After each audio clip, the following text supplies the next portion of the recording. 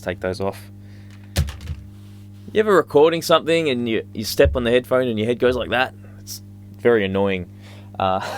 Anyway, today we're going to be looking at ways to not get trapped in one particular box. So the way I'm going to demonstrate this to you is to show you the typical box that I might play in and where I would practice expanding to. So I have a whole range of things that I would do, but we're going to start with something fairly straightforward today. Now, what I would like you to do, watch the video. You don't have to get everything note for note, basically to try and understand the concept, and then you might be able to utilize it yourself for your own ideas. You might take a scale yourself and figure out how to move it up the way I'm going to do today. So we're going to be focusing on a scale that I really like to use called the Mixolydian scale. I made a video about this scale called Mixolydian and the flat third, so I'll put a link below. It's a great scale for rockabilly, for that sort of in-between major and minor sound with the dominant 7 chords. Anyway, that's not really important. You'll get the idea as we go along. And at the end, I'll also just give you some philosophies on improving anything with your playing and how I would actually do it. There's certain things I would advise against and certain practices I would try to implement in your playing that would really help. Okay, so jumping right in, what I'm going to be doing today is taking a Mixolydian scale. I made a video about the Mixolydian scale where I also like to add the flat third, so I'm going to talk a little bit about that. But I'm going to take that scale and I'm going to move it up. I'm not going to move it up an octave, okay? We're not going to go right up to the 15th fret. So I'm playing in G. We're not going to go right up to there because that's easy. What I want to do is show you how we can actually progress the scale a little further up the fretboard and reach a few higher notes. And it's not just about moving up the fretboard for the sake of it. You will have different ideas when you use different shapes on different parts of the neck if you care to explore them. That's what I've found over time. You'll actually notice if you look at a lot of people's guitars, if you look at the open position up to about the 7th fret, you'll see more fret wear there, and you'll often see a lot less fret wear between 7 and 12, because a lot of guys, a lot of folks I should say, will learn, E, G, A, those kind of keys will be up here, might be here, might be in A, etc.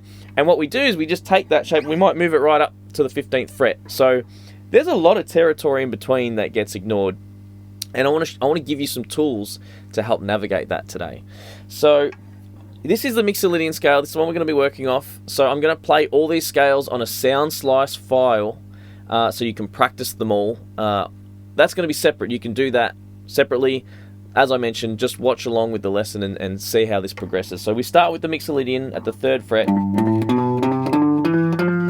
And we get that there, just like that. Okay. As you'll know from that video if you've watched it or if you go away and watch it, I like to add the minor third to this because it gives it a really bluesy flavour. Oh. Okay, then we keep going. We go right up the octave there. And you can even continue a little higher. That's it there, okay? So now what I'm going to do is take that same scale, but I'm going to start it one position up. I'm going to put my second finger on G, the root note here. And I'm going to play the same thing, and I'm going to figure it out. You should be able to figure it out by ear. If you really want to have great control over your improvising, knowing how things sound on the guitar is actually really helpful. So what I would do, okay, so if I've learnt that back there and I now want to start moving it around the guitar, let's find G. Okay, now I know I'm in the same territory, so I'm playing G, A, B flat, B. Okay, and then I'm going to try and replicate that. Obviously, I've already worked on this and I can do it, but sitting on the couch and just noodling with this I find it really satisfying. It's something that's quite enjoyable, and you start eking out your own path on the board. And then we've got G again there. Okay, we can continue up the next part of the octave. So we're on G, A, B flat, B, back to G. Okay, might even grab the C. Okay, and then we might do a little lick like this. Why not? Okay, just because it's there, sort of thing that I would like to play. So that's on the G chord. So obviously if we're playing over rockabilly, we're going to have at least 3 chords to play over. So let's have a look how we can do the same thing with the 4 chord, or C in this case. So what I'm going to do, I'm going to find C. Now, you may not have practiced scales. I've talked about this in the 12 Rockabilly scales video, where we can play from C and we can do a range of scales up here. We will talk more about moving right up the neck with those at another stage, but today I just want to, I've got a very specific thing I want to get through. So we'll keep moving. So C Mixolydian is back here. We can move right up if we want. Okay, but that's starting to get up into the territory where we're going to go anyhow. But let's add the minor third to that. Okay, then we'll go backwards a little. I always like to play the minor third to major third going. Even if we're going backwards, I tend to play that forward as an exercise, okay? Something I would teach students that come to me to learn this sort of rockabilly improvising. So, the scale that I would now take up the neck is just focusing on that upper octave of C. Actually starts here like this. So C's here, C, D, E flat, E, F, G, A, B flat, C, okay?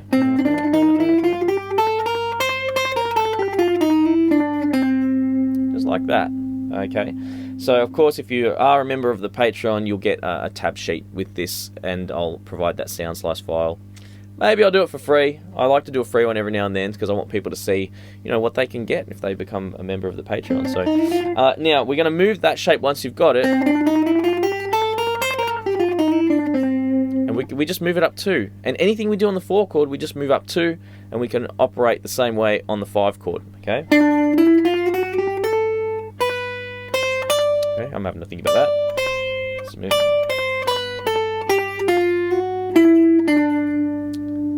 Okay, so we're now playing G Mixolydian, C Mixolydian, and D Mixolydian up in this sort of area of the neck. So we've got, there's the G, we'll do it backwards. Okay, and then we're doing C, we're here, and backwards. And then we do it up at D. And then backwards.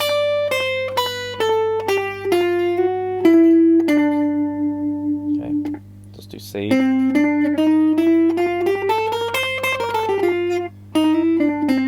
The reason I played C again is I often skip the 4. I wasn't sure whether I did or not. We'll find out. But because I often go, I just skip the 4th note, C, D, E flat, that's the flat third, major third, F is the 4. I often skip it, so I just wanted to double check I hadn't done that.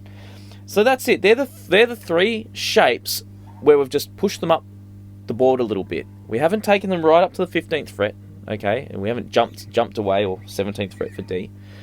We've just kind of evolved them a little further up the fretboard, and this is the point that I'm trying to get at, okay?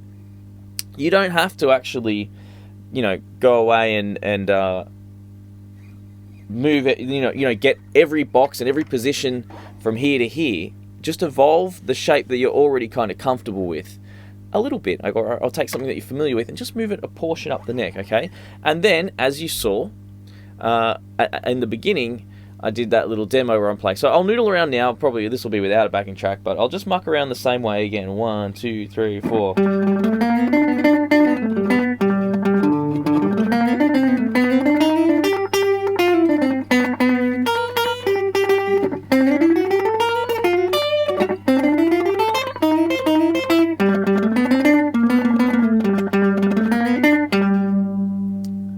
Okay, so you can see that I'm outlining those chords with those 3 scales. I'm in a completely different part of the neck. You probably don't see that used a lot, that little spot of the neck. You're used to seeing it played from where that root 6 chord would be. Just like that. And, you know, but it's a really cool thing to find yourself on that part of the fretboard and able to make music there. And it puts you on your it keeps you on your toes. You start thinking of different ideas and you hear things a little bit differently. You saw that phrase as well that I play on the 5 chord. You can move it. I'm playing a different phrase, but you can see the ideas translate very quickly. and they're not the same ideas I would play back in that position there. So that's it, folks. I mean, now, I'm not quite finished. The last thing I'll say, though, is if you are in a little bit of a rut and you're trying to burst out of a box, don't try to learn too much at once. Just add a little bit at a time, or start practicing a portion of that same area you do like to play from a different spot. Find your root note. Even if it was G minor blues, let's do that for an example. There's a G minor blues. Let's find the root note and try and replicate that. Okay, this is something you might do. Oh, that's not right. Doesn't mean it's wrong. It sounds kind of cool though. There it is. There's the note we want. But hey, that's 6th degree there. Is a great sound as well. Sounds actually really, really cool. And see, I'm exploring straight away. The second I get into that pocket there, you know, things feel different. I have to think differently. I can't just rely totally on muscle memory. Even myself, I'm much better in the box there at the 3rd fret. It's just that, once I move up there, I do know the fretboard well enough, and I have spent time there, but it's a different feeling, and I have to think a little bit differently. So I really quite enjoy that. So yeah, small bites, and also try improvising, like put on a backing track and just force yourself to stay in that position and be fearless. Hit wrong notes, that's okay. You can hit wrong notes, because you'll start to learn by your mistakes things that you like and things that you don't like. That's it. That's the whole lesson, folks. I hope you enjoyed it. Don't forget to check out the Patreon if you're interested in getting more material or just supporting the channel. And of course, hit like and subscribe and leave a comment. That really helps as well. Hope you enjoyed, guys. I will play you out. 1, 2, 3, 4.